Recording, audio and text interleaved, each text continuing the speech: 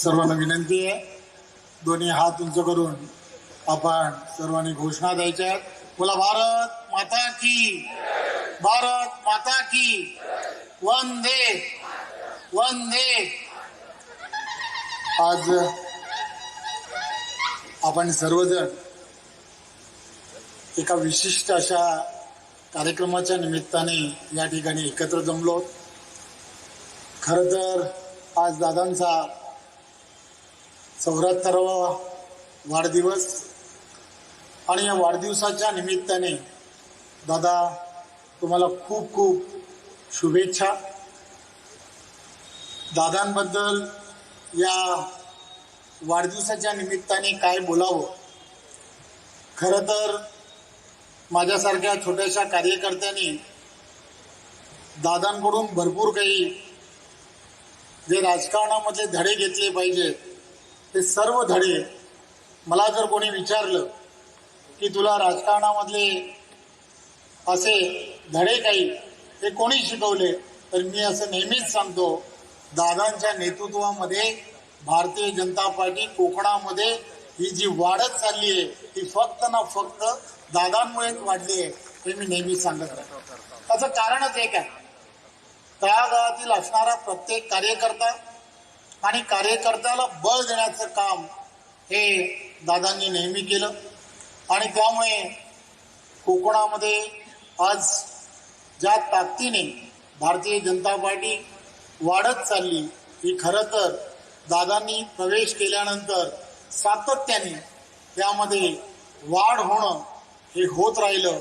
याचे तुम्ही आम्ही सर्वजण साक्षीदार आहोत. एक गोष्ट लक्षात घेतली पाहिजे की तुम्ही आम्ही सर्वजण या वाढदिवसाच्या निमित्ताने ज्यावेळेला दादांच्या असणाऱ्या व्यक्तिमत्वाबद्दल जेव्हा म्हणतो त्यावेळेला मला सर्वजण काहीतरी सांगतायत, तर मलाही त्यांच्या जीवनामध्ये माझ्याशी घडलेला प्रसंग सांगणं हे अत्यंत गरजेचं आहे.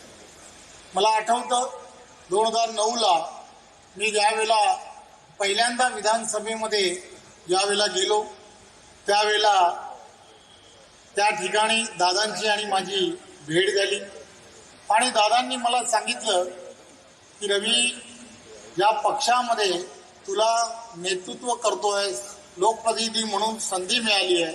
खरं तर तू ज्या क्षेत्रातून आलायस त्या क्षेत्रामध्ये अशी संधी मिळणं हे अत्यंत कठीण आहे.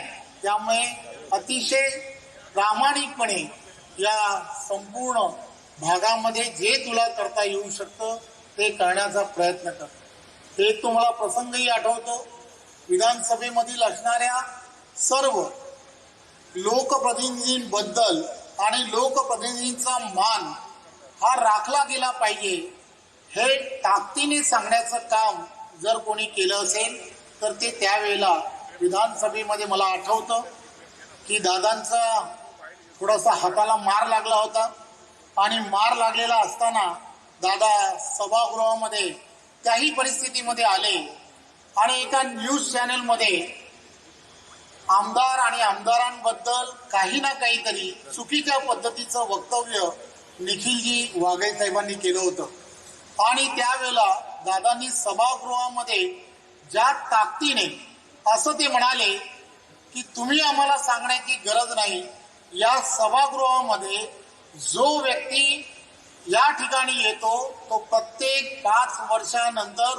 अग्नी परीक्षा देऊन येतो, त्यामुळे तुम्ही हे सांगण्याची गरज नाही आणि तुम्ही जे म्हणताय ते अत्यंत चुकीचं आहे असं सांगणं.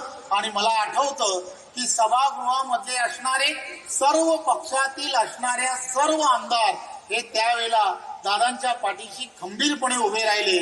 हा तो प्रसंग हा सांगणं अत्यंत गरजेचं आहे. तुम्ही आणि आम्ही सर्वजण दादांच्या नेतृत्वामध्ये ज्या ताकदीने हा संपूर्ण कोकण आणि कोकणातील असणारा भाग हे आपण सर्वजण जेव्हा काम करतोय, मी फक्त या प्रसंगी एवढंच सांगेन की दादांना गणरायाच्या चरणी एवढीच प्रार्थना करेन की आपण आपल्याला चांगलं आरोग्य आणि आम्हा सर्वांना त्यांचे असेच शुभाशीर्वाद राहू दे. धन्यवाद. जय हिंद, जय महाराष्ट्र.